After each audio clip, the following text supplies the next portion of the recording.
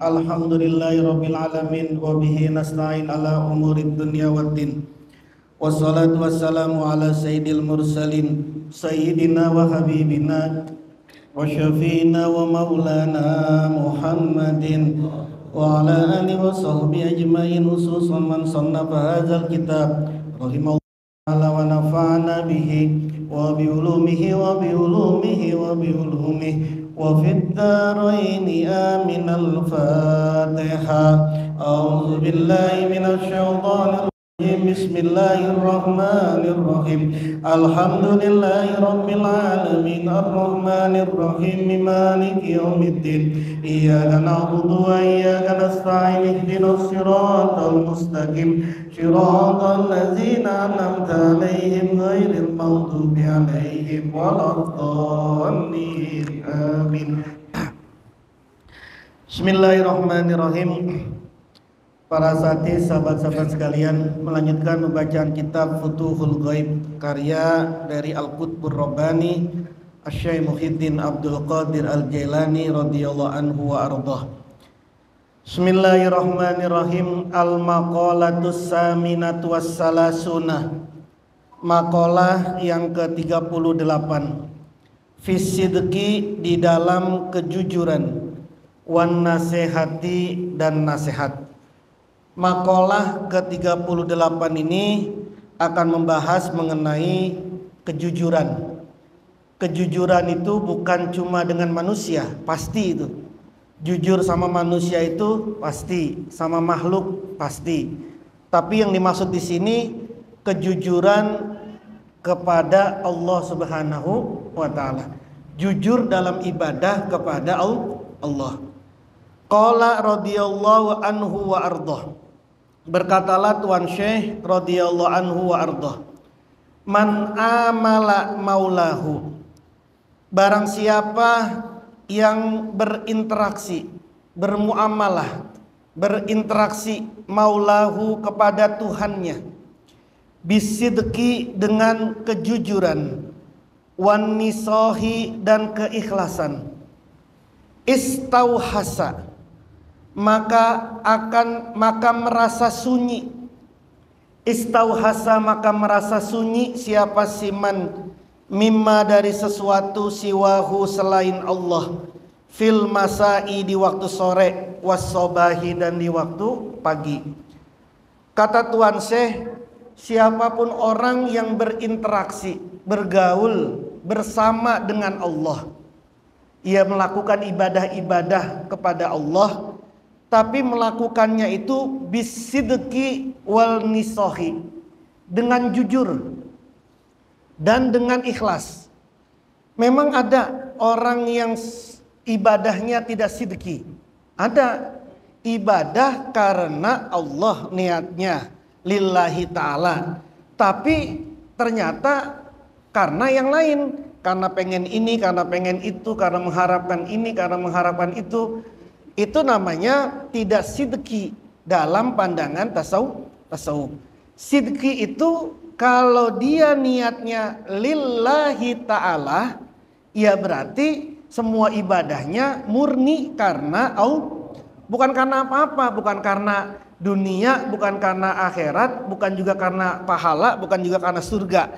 Ya karena lillahi ta'ala, ya betul-betul karena Allah. Inna sholati wa nusuki wa mahyaya wa mamati lillahi.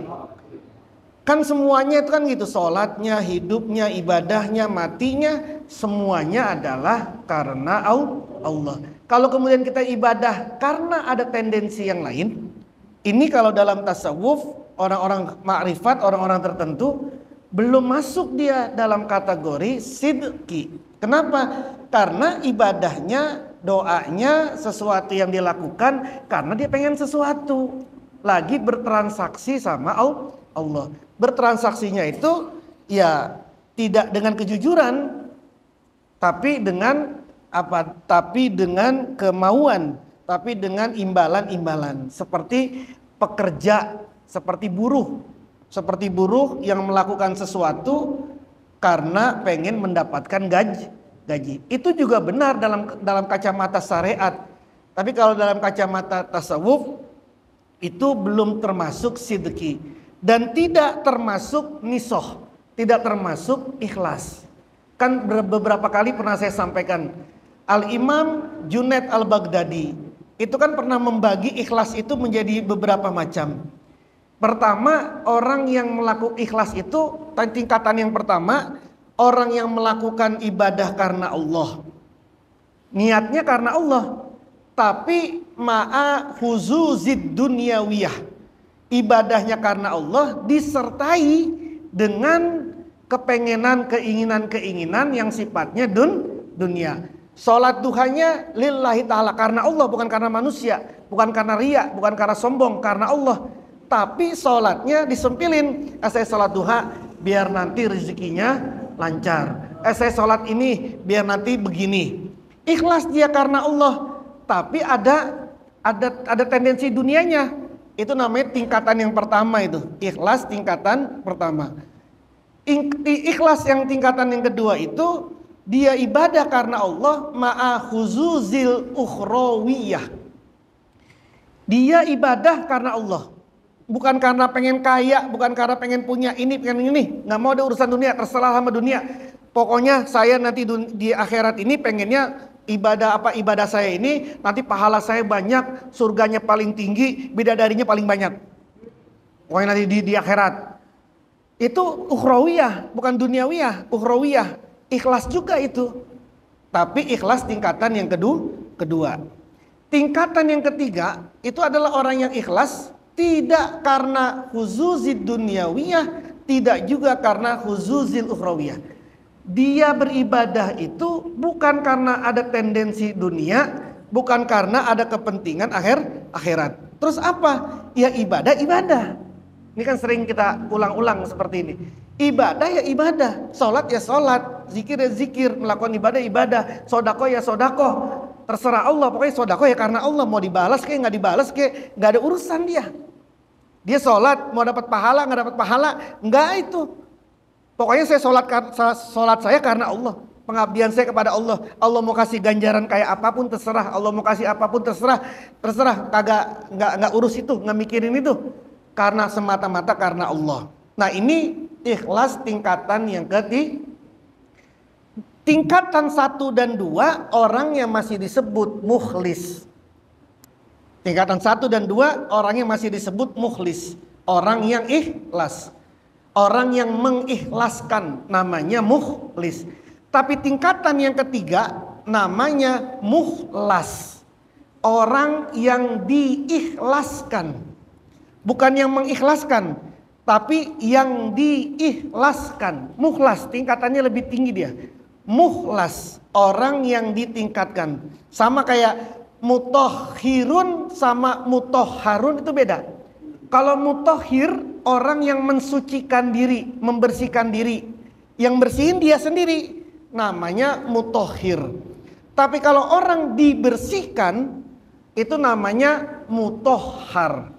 Nah, mutahhar ini lebih tinggi tingkatannya daripada mutahhir. Mandi sendiri sama dimandiin istri lebih bersih mana? Anak mandi sendiri sama anak dimandiin emaknya, itu bersihan mana itu? Dimandiin. Meskipun anak itu teriak-teriak nangis, tapi emaknya tetap aja digosok-gosok sama emaknya. Nah itu namanya dibersihkan. Kalau ngebersihin sendiri ya semau-maunya. Ibadah kita ini kan membersihkan diri ya semau-maunya. Ya kalau lagi mau, kalau lagi enggak.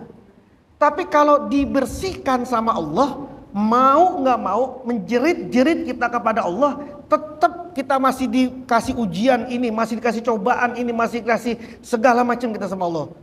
Persis kayak anak kecil, udahan mak, enggak, digosok terus sama emaknya, digosokin gigi terus sama emaknya. Meskipun anaknya udah gitu ya. Itu mutahhar namanya itu. Orang yang disucikan. Itu lebih tinggi dia daripada orang yang mensucikan dirinya sendiri. Mukhlas itu orang yang diikhlaskan. Nah, setan iblis bisa menggoda orang yang mukhlis. Orang yang ikhlas ini bisa goda, masih bisa goda. Satu-satunya yang tidak bisa digoda oleh iblis adalah orang yang mukhlas. la ugwiyannahum ajmain illa min ibadikal mukhlasin. Sungguh kata iblis dalam Quran dikatakan, aku akan godain semua manusia. Hambamu akan aku goda semua ya Allah. Kecuali hambamu yang mukhlas. Bukan mukhlis, mukhlas. Siapa tadi itu? Orang yang ibadah tidak karena tendensi duniawi, tidak juga karena tendensi ukhrawi. Kalau dia ibadah masih mukhlis, masih bisa digodain sama setan. Lu mau ngapain lama-lama zikir, kagak kaya-kaya kan lu? Gitu ya. Lu makin zikir makin susah hidupnya. Karena gitu katanya kalau baca begini bisa begini, karena kalau puasa begini bisa begini, kalau begini bisa begini. Ini udah begini-begini nih. Tapi kok enggak? Masuk tuh setan tuh. Masuk tuh setan. Kenapa? Karena masih mukhlis. Nah, kata Tuan Syekh di sini, siapapun orang yang berinteraksi, bergaul dengan Allah dengan kejujuran dan dengan ikhlas, tadi dengan mukhlas, maka ia akan merasa sunyi, akan merasa cukup dari apapun selain Allah. Fil masa'i was sobah, di waktu sore maupun di waktu pagi. Orang yang sudah seperti ini sepanjang hari akan merasa tenang, tidak akan merasa kesepian. Beda nih, sunyi sama sepi itu beda. Sunyi sama sepi itu beda. Sunyi itu dia menikmati banget kesendiriannya. Sunyi itu. Makanya ada istilah pecinta kesunyian jiwa, pecinta kesucian jiwa, atau pecinta kesunyian jalan kesunyian, pecinta jalan kesunyian gitu kan. Penempuh jalan, bukan penempuh jalan kesepian. Kalau kesepian dia. Pengennya ramai tapi kesepian. Kesunyian itu sunyi. Sunyi seperti orang yang tidak terganggu oleh apapun, tapi dia merasa kenikmatan, punya kenikmatan. Itu namanya sunyi itu. Kalau kesepian ya kayak cowok laki-laki kesepian gitu ya. Kesepian dia pengennya ramai, tapi sepi dia merasa tidak tenang gitu ya. Nah, orang yang sudah berinteraksi dengan Allah, dia akan merasa sunyi dari apapun selain Allah. Dia akan merasa cukup, dia akan merasa tenang. Kalau orang sudah merasa cukup dari apapun selain Allah, hidupnya pasti bahagia, pasti itu.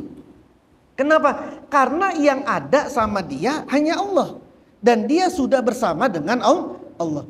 Kita ini gak bahagia, kita ini stres, kita ini galau terus karena masih banyak hal selain Allah yang kita gak ada. Itu makanya kemudian kita menjadi stres, jadi galau, jadi bimbang, jadi apa segala macam gitu. Kenapa? Karena pengen sesuatu gak cukup, sesuatu itu gak cukup gitu. Nah, orang yang sudah bergaul dengan sidik itu orang yang udah cukup dengan Allah Subhanahu wa taala. Dengan Allah Subhanahu wa taala dengan cukup itu dengan apapun saja. Meskipun secara zuhiriyah dia tidak punya apa-apa, tapi dia merasa tenang, merasa senang. Tapi sebaliknya, meskipun orang punya apapun, punya materi segala apapun, tapi dia tidak merasa cukup, pasti orang itu masih akan merasa galau, susah. Maka berapa banyak orang yang kita lihat secara zuhiriyah, materinya banyak, hartanya banyak, kedudukannya tinggi, tapi gak merasa senang, tenang hidupnya, gak merasa tenang, nyaman hidupnya. Berapa banyak yang kayak gini nih. Pun juga berapa banyak orang yang kita lihat secara zuhiriyah, gak punya apa-apa dia. Ini aja gak punya, itu kagak punya, tapi hidupnya tenang saja, nyaman saja, bahagia saja, tertawa saja, senyum saja, riang saja. Kan banyak kita temuin kayak begini nih. Kenapa? Karena persoalan cukup gak cukup bukan persoalan materi, tapi persoalan ruhiyah, persoalan kolbu, persoalan hati. Orang kalau zikirnya, orang kalau ibadahnya, bergaulnya kepada Allah dengan kejujuran, dia akan merasa cukup dengan Allah Subhanahu wa taala sepanjang hari. Caranya, outputnya, hasilnya adalah hidup dia menjadi tenang. Siapa sih yang nggak pengen tenang? Semua orang juga pengen ya tenang. Meskipun nyari ketenangannya itu dengan berbagai macam. Yang dipikir itu tenang, akhirnya nggak tenang. Yang dipikir, kalau saya punya ini tenang hidup saya. Ternyata pas udah punya nggak tenang juga. Gitu ya. Malah tambah bikin kagak tenang. Saya pengen punya mobil, mobilnya 2. Tenang kali kalau punya mobil 2. Ternyata udah punya mobil 2 nggak tenang juga hidupnya. Karena pajaknya besok ada lagi, besok lagi. Belum ininya. Ketenangan itu loh, ketenangan itu. Orang mencari ketenangan. Nah maka kata Quran, wa kunu ma'as shodiqin. Bersamalah kalian dengan orang-orang yang siddiq. Orang-orang yang jujur. Jujur terhadap apa? Jujur terhadap ibadahnya. Jujur terhadap dirinya. Lawannya sidqun itu kizbun, bohong. Lawannya jujur itu adalah bohong. Kizbun, kazabun, bohong. Kata Nabi, nanti orang yang pertama kali dihisab itu ada 3. Pertama, orang yang ahli agama, ya kiai, ustadz, habib, syekh segala macam. Pokoknya yang sering ngomong-ngomong agama, ngomong tentang ilmu, dihisab duluan itu. Lalu kemudian ditanya sama Allah, kamu ngapain dulu? Oh saya ngajar. Tiap minggu saya sehari kagak ngajar full. Jumatan semua kagak pernah Jumatan. Terus semua jadwal buat menyebarkan ilmu. Apa kata Allah? Kazzabta, bohong kamu. Terus karena Allah ngomong bohong, malaikat yang mendengar juga ngomong, iya bohong kamu. Semua ngomong bohong. Kenapa kata Allah? Kamu ini ngajar punya ilmu bukan karena pengen menyebarkan ilmu, tapi pengen kamu punya kedudukan tinggi, dihormatin orang, cium tangan orang, kau disebut dengan ini, kamu pengen disebut dengan nama ini, dengan nama ini, dengan nama ini. Bohong kamu itu. Kenapa? Karena dirinya sendiri tidak bohong, tidak jujur gitu. Jadi kalau kemudian Anda bilang saya duluan nanti yang dihisab sebelum Anda itu nanti itu. Ini jangan dipikir enak saya ini. Saya duluan nanti yang dihisab itu sebelum Anda. So, kalau bilang ngajar ya Allah ngajar, malam Sabtu saya ngaji ya Allah. Bohong kata Allah itu. Nauzubillah min dzalik. Lawannya jujur itu adalah bohong. Bohong kamu. Terus yang kedua, orang kaya. Ngapain hartamu? Oh saya nyumbang ini, saya nyumbang ini, saya nyumbang ini, saya nyumbang ini. Kata Allah, bohong kamu itu. Kamu ini nyumbang itu karena pengen dianggap orang dermawan. Kamu tuh pengen dianggap orang yang kaya raya, pengen dihormatin sama orang, pengen dermawan. Makanya kamu nyumbang, pamer segala macam. Bohong kamu itu. Kata Allah, kata malaikat, bohong ya, kamu juga bohong katanya. Jadi hancur lebur itu. Karena nggak jujur. Lagi nyumbang, lagi sodako, nggak jujur sama dirinya, nggak jujur gitu, nggak sidqun, nggak jujur sama dirinya. Saya nyumbang ini karena apa sih gitu? Karena apa sih? Jujur nggak sama dirinya gitu loh. Jujur nggak sama dirinya. Terus yang ketiga, orang yang mati syahid kata Nabi. Mati syahid, mati di jalan Allah perang. Terus meninggal, kata Allah, kamu mati apa? Syahid saya perang. Bohong kamu. Kamu itu perang karena pengen dipuji-puji. Dipikir orang-orang nanti kamu tuh pemberani. Bohong kamu itu. Maka kemudian tiga-tiganya dinerakain dulu sama Allah. Nauzubillah min. Kenapa? Karena enggak sidqun, enggak jujur. Allah bilang wa kunu ma'as shodiqin. Kamu harus bersama dengan orang-orang yang jujur, sidqun. Kagak bersama dengan orang yang jujur aja, bahaya engkau. Kita punya guru kita ini enggak jujur terhadap dirinya. Udah bahaya banget kita ini. Makanya hati-hati betul bersama dengan orang yang sidqun. Ya qaumu la tadda'u, kata Tuhan Syekh selanjutnya. Ya qaumu, wahai kaum, la tadda'u, janganlah kamu ngaku-ngaku ma pada sesuatu laisa yang tidak ada apa ma lakum milik kalian. Lakum milik kalian. Wahai kelompok, wahai orang, kamu jangan ngaku-ngaku sesuatu yang itu bukan milik kalian. Badanmu bukan milikmu, hartamu bukan milikmu, kedudukanmu bukan milikmu. Karena inna lillahi wa inna ilaihi. Kita ini lillahi, kita ini milik Allah. Gak ada kita dari ujung rambut sampai ujung kaki milik kita ini, gak ada ini. Semuanya milik Allah. Kamu jangan ngaku-ngaku. Kalau itu milikmu, jangan ngaku-ngaku. Apalagi ngaku-ngaku, ini masjid kalau nggak ada gua panas ini, gitu. AC gue yang beliin, gitu ya. Ini masjid kalau nggak ada gua, susah ini karpet gue yang beliin. Itu loh, kalau nggak ada gua itu nggak jalan itu. Gua itu yang bikin jalan itu. Itu ngaku-ngaku itu namanya, itu ngaku-ngaku. Jangan kamu ngaku-ngaku sesuatu yang itu bukan milikmu itu. Wawahidu dan bertauhidlah kalian. Bertauhidlah, mengesakanlah Allah, wala tusriku, dan janganlah kalian menyekutukan Allah. Jujurlah bahwa semuanya ini milik Allah. Maka kau bertauhidlah, jangan kau mensekutukan Allah. Wallahi, demi Allah, inna sahamal qadri, sesungguhnya panahnya takdir, tusibukum, yang menimpa apa panahnya takdirkum pada kalian, hodsan menjadi luka, hodsan menjadi luka, la kitalan tidak menjadi terbunuh, la kitalan tidak menjadi terbunuh, man barang siapa, karena yang ada itu fillahi di jalan Allah, talafuhu apa hilang nyaman, hancur nyaman, hancur nyaman, fa'alallahi maka itu atas Allah, khalafuhu gantinya siman. Lalu kata Tuan Syekh, sesungguhnya panah takdir itu akan membuatmu luka, tapi tidak membuatmu mati. Kenapa begitu? Karena orang kalau sudah kena takdir yang susah, pasti luka dia. Anda kena takdir Allah berupa tidak punya uang, masa nggak susah, nggak luka hatimu? Masa nggak luka dirimu? Kan pasti luka, tapi tidak terbunuh. Lalu kata Tuan Syekh, siapapun orang yang dirinya hancur, barangnya hancur, kedudukannya hancur, tapi di jalan Allah, fa'alallahi khalfuhu, maka Allah lah yang akan menggantinya. Dia jujur di jalan Allah, tapi hancur dia. Jujur dia di jalan Allah, tapi hancur, nggak dapat apa-apa. Allah nanti yang akan menggantinya. Kan di dunia pekerjaan banyak yang hal-hal yang kayak begini. Ketika dia nggak jujur, malah hancur dia.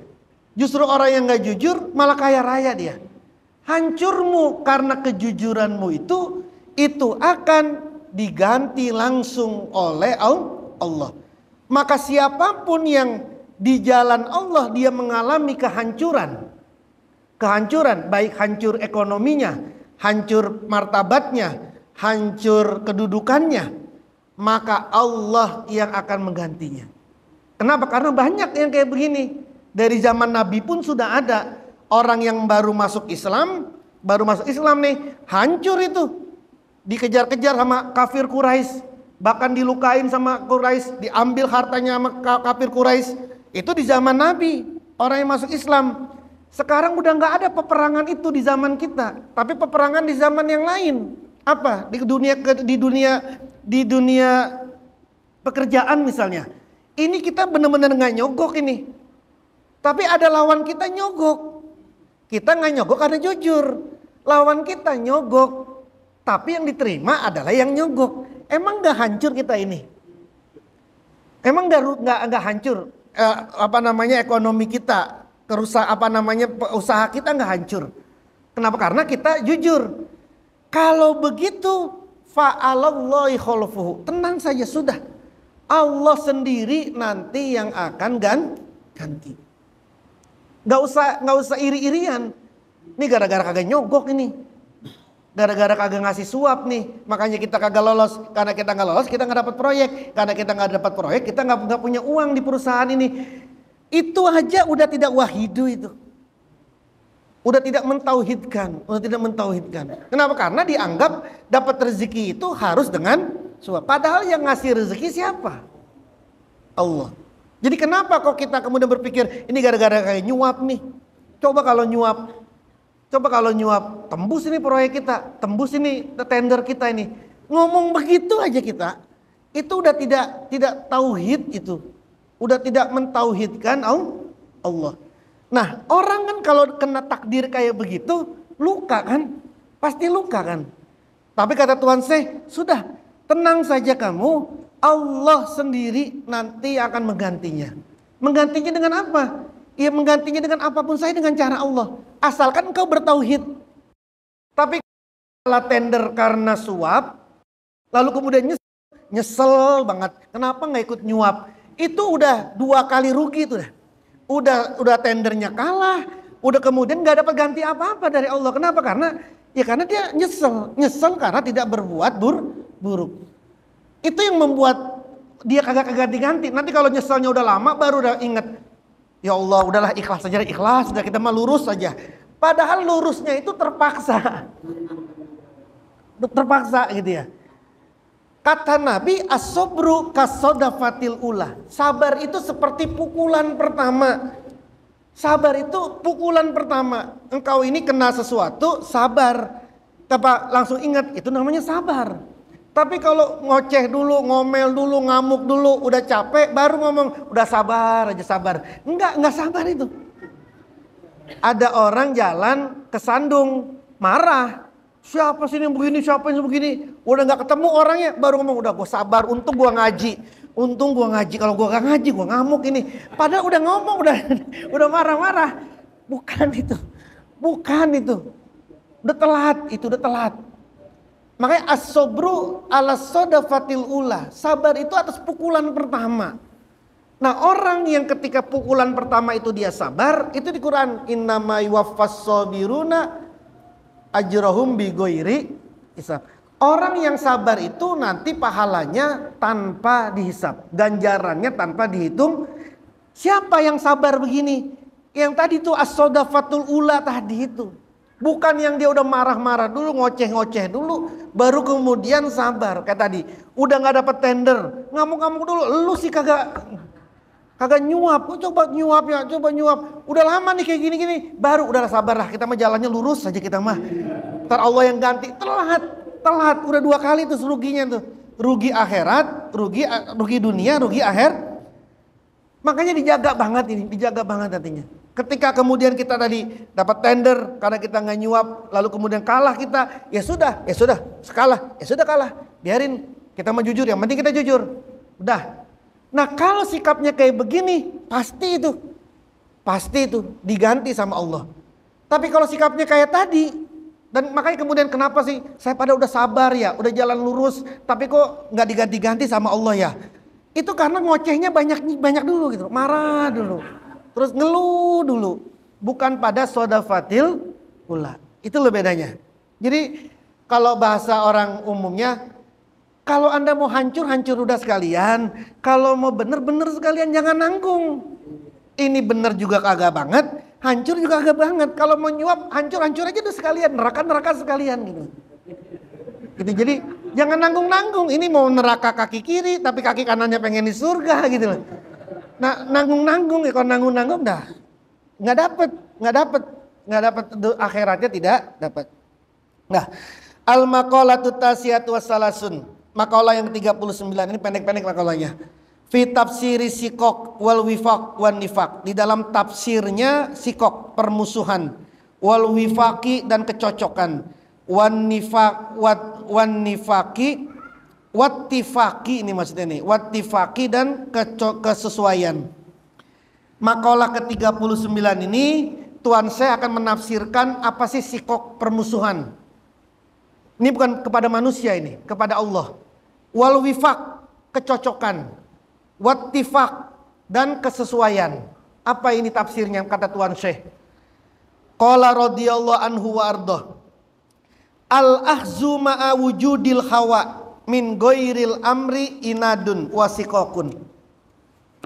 Al-akhzu mengambil ma'a wujudil hawa, bersama adanya nafsu, min ghairil amri, dari tanpa perintah Allah, itu inadun penentangan, wasikokun dan permusuhan. Mengambil sesuatu, mengerjakan sesuatu disertai dengan nafsu, padahal sesuatu itu tidak diperintahkan oleh Allah, juga tidak diperintahkan oleh Nabi, tidak juga diperintahkan oleh guru. Itu penentangan dan itu permusuhan kepada kepada Allah. Contoh, ada nggak dalilnya orang puasa 4 tahun, atau orang puasa 2 tahun, atau puasa 1 tahun tapi nggak makan yang bernyawa? Ada nggak dalilnya? Kalau puasa 1 tahun ada, tapi kalau nggak pakai nyawa, nggak boleh makan yang bernyawa, nggak boleh makan yang keluar dari yang bernyawa, alias mutih, itu nggak ada perintahnya di Quran, di hadis. Itu ada di perintah-perintahnya para guru. Lah dia melakukan puasa, saya puasa apa? Puasa mutih 1 tahun. Nggak ada yang merintahin, gurunya juga nggak merintahin, ya Nabi juga kagak terkonek merintahin, Allah juga nggak merintahin. Terus ngerjain apa? Ya pengen aja kayak begitu. Pengen aja dia melakukan kayak begitu, pengen. Mereka nafsunya nih, pengen tanpa ada perintah dari siapa-siapa. Maka itu dianggap penentangan, inadun wasikokun, dan itu juga dianggap sebagai permusuhan. Melakukan sesuatu disertai dengan nafsu, yang sesuatu itu tidak ada perintahnya, baik dari Allah, dari Nabi, atau dari pewarisnya Nabi, para aulia, para ulama, dia ngerjain aja tanpa ada perintah apa-apa. Itu artinya penentangan dan permusuhan. Jadi gak boleh ngerjain sesuatu kalau gak diperintahin sama siapapun, gak boleh.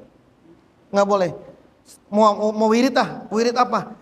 Baca Yasin 100 kali. Baca Yasin 100 kali, baca Yasin ada perintahnya. Tapi baca Yasin 100 kali selama 40 hari, 40 malam misalnya gitu. Nggak ada di Quran. Nggak ada juga di hadis. Gitu ya. Terus ngapain ngerjain? Ya pengen aja begitu. Pengen aja ngerjain begitu. Nggak diperintahin juga sama gurunya. Dia sendiri yang pengen gitu. Itu namanya inadun wasikokun. Hati-hati ini, hati-hati.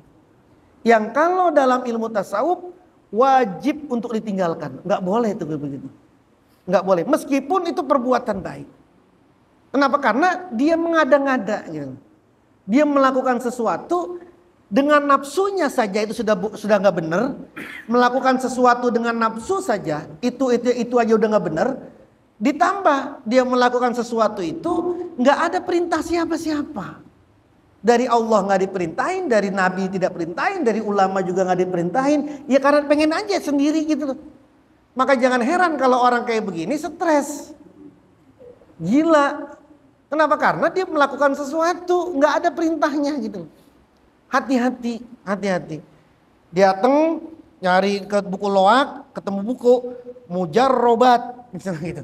Dia beli 10.000 rupiah, dibaca-baca di rumah. Wah kalau begini bisa jadi kaya nih. Langsung dikerjain aja nih. Nggak ada yang merintahin, kagak ada yang apa, dikerjain. Bisa gila, bisa gila. Meskipun yang dibaca benar. Meskipun yang dibaca benar, meskipun kitab itu benar. Tapi karena dia ngelakuinnya, melakukannya tanpa perintah, dan itu pakai nafsunya, maka itu dianggap sebagai sikokun wa inadun. Ini juga yang berlaku antara murid sama guru. Maka dulu ulama-ulama kita gak berani ngelakuin sesuatu kalau belum diperintahin dulu sama gurunya, gak berani tuh. Even dia lagi datang duduk, kalau belum gurunya bilang udah sana pergi, belum ngomong begitu, gak berani itu. Gak berani. Datang kemudian diam. Kalau kagak diperintahkan sama gurunya duduk, nggak berani duduk. Kalau dah berangkat sana, nggak berani. Itu aja baru itu, belum yang lain. Saya mau kerja kayak kerja apa, kerja ini. Ya udah kamu kerja. Kalau udah ada perintah begitu, baru ngelakuin ini. Tapi kalau dia ngerjain, saya mau buka soto, warung soto, siapa yang merintahin? Ya pengen aja, biar nanti saya pengen laku, pengen ini. Gak ada yang memerintahin ini. Kecuali dirinya sendiri. Hati-hati tuh. Inadun wasikokun. Meskipun jualan soto itu boleh. Kan jualan soto itu boleh. Tapi kalau Anda itu, melakukan jualan soto, gak ada perintah. Dan itu nafsunya. Oh temen gue jualan soto laku banget loh, gue juga pengen kaya kayak dia, gitu kan, pengen laris gue kayak dia. Maka kemudian kita itu karena kan nafsu, berarti kan, oh temen gue kayak begitu sukses tuh jualan soto, gue juga jualan soto biar sukses kayak dia. Nafsu itu, nggak ada yang merintahin. Hati-hati itu, inadun wasikokun. Hati-hati, menjadi inad wasikok. Kenapa? Dia mengambil sesuatu, menjadikan sesuatu disertai dengan nafsu, dan itu tidak tanpa perintah. Wal ahzu ma'a adamil hawa wifakun. Mengerjakan sesuatu yang dianjurkan, yang diperintahkan, ma'a adamil hawa, tanpa ada nafsu, wifakun, itu adalah kesesuaian, kecocokan, wattifakun, dan kesesuaian. Puasa Senin kan itu perintah. Puasa Senin perintah. Dia mengerjakan puasa Senin tanpa ada nafsu. Tanpa ada nafsu, ya ngerjain aja. Tanpa ada nafsu. Nafsu itu kan bisa kan bedain ya. Mana mengerjakan sesuatu karena nafsu, mana ngerjain sesuatu tanpa ada nafsu, kan bisa bedain. Biasanya kalau ada nafsu itu ya cuma sekali dua kali habis itu udah selesai gitu. Udah berhenti karena nafsunya doang gitu loh. Tapi kalau orang ngerjainnya betul-betul karena bukan nafsu, bisa awet itu dia ngerjainnya itu. Kenapa? Karena ngerjainnya nggak pakai nafsu. Nah, orang mengerjakan sesuatu yang diperintahkan tapi nggak pakai nafsu di dalamnya, maka itu dianggap sebagai kesesuaian dan kecocokan. Itu sesuai. Mau apa saja, sholat nggak pakai nafsu, kecocokan tuh. Tapi sholat pakai nafsu, itu bisa ke sesuatu yang buruk itu. Sholat kan perintah, tapi disertai sama nafsu, itu bisa jadi bahaya. Kenapa? Karena sholatnya pakai nafsu. Sholatnya pakai nafsu itu kayak apa sih? Ya pakai nafsu, tergantung nafsumu lagi nafsu apa saat itu. Engkau nafsunya pengen dipuji sama orang, maka engkau sholat karena pengen dipuji sama orang. Itu kan berarti kan nafsu. Engkau sholat kenapa? Sholat karena nafsu, ya karena pengen sesuatu. Nafsu banget gitu, pengen sesuatu. Akhirnya kemudian sholat. Itu kan sholatnya karena nafsu. Sholatnya perintah, tapi karena adanya nafsu itu menjadi buruk. Watarkuhu riyaun wa nifakun. Meninggalkan sesuatu yang diperintahkan oleh Allah itu dia watarkuhu, dan meninggalkan sesuatu, mengerjakan sesuatu yang diperintahkan itu riyaun wa nifakun, menjadi riya dan menjadi munafik. Yang mudahnya begini, kalau kata ahli sufi, penggagas ilmu tasawuf pertama namanya Abu Hasim Al-Kufi As-Sufi. Beliau mengatakan begini, adaul a'mali li ajlin nasi sirkun. Mengerjakan sesuatu karena dorongan manusia, karena tendensi manusia, karena arah manusia, syirik. Wa tarkuha li ajlin nasi riyaun. Tidak mengerjakan sesuatu karena manusia, riya, pamer. Duduknya di depan biar nanti orang-orang lihat gua ini alim, syirik. Jangan duduk di depan nanti kalau duduk di depan nanti gua dianggap orang yang begini lagi, riya. Sholat di depan biar nanti orang-orang nganggap gua ini orang yang ahli ibadah, syirik. Jangan di depan nanti kalau di depan nanti gua nggak enak, riya. Begitu. Coba aja. Nyumbang sesuatu karena manusia, syirik. Nggak nyumbang Kalau saya nyumbang jangan pakai nama ya, pakai Abdullah aja, hambanya Allah aja. Itu riya. Coba. Tasawuf itu. Adaul a'mali li ajlin nasi sirkun wa tarkuha li ajlin nasi riyaun. Ngerjakan sesuatu karena arah manusia, syirik. Kenapa? Karena dia ngerjainnya karena manusia, bukan karena Allah. Syirik. Tidak mengerjakan sesuatu karena manusia, riya. Pamer. Suruh di depan acara, di depan sana. Enggak enak, saya di sini di belakang aja. Karena apa? Karena nggak mau gitu. Kalau di depan nanti gue begini-gini, riya. Gue di depan aja biar nanti berkatnya banyak. Syirik. Begitu. Jadi gimana? Tidak boleh mengerjakan sesuatu karena manusia, tidak boleh tidak mengerjakan sesuatu karena manusia. Ya, namanya lillahi ta'ala. Anda nyumbang karena Allah. Mau disebut nggak ada urusan. Pokoknya nyumbangnya karena Allah. Tapi kalau nyumbangnya jangan enak, nama gue disebut-sebut lagi, kan gue nggak enak, ria. Gitu ya.